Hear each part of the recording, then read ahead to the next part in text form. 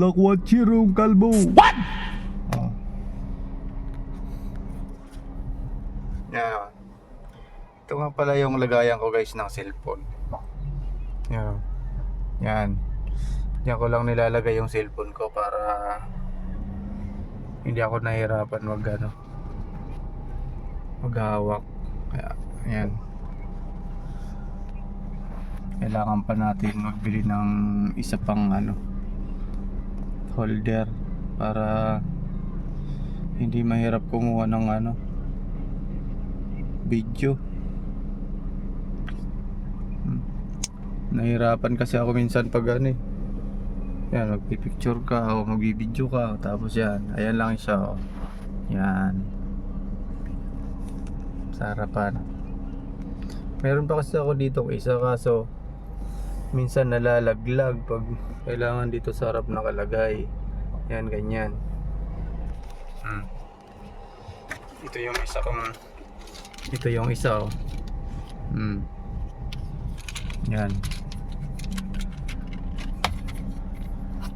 dito ko yan sa harap nilalagay.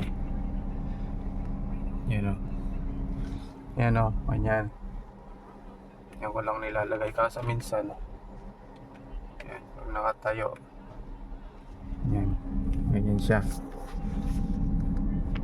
Kaya ganyan minsan yung pagka nalalaglag siya pagka nakaharap. Yan. Okay, nakaharap lang yung camera sa okay na. Flex ko lang guys kasi wala pa tayong budget sa mga lagayan ng cellphone na yan. Yan lang. Maganda sana kung pwede ditong isa. Meron pa kasi akong nabili sa TikTok. Ito siya. Yan. To? Pwede yan dito sa harapan, kaso nalalaglag. Hindi naman siya magkasya. Ganyan sana para dito, pero kailangan natin talaga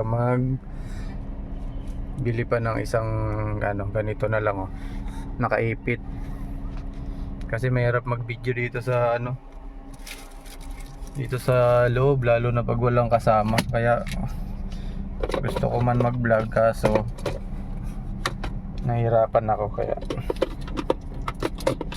tiis lang muna. Ganun talagang buhay. Sabi na ang buhay ng tao ay kailangan lang magtiyaga. Tiis lang. Okay guys, thank you. Larga na.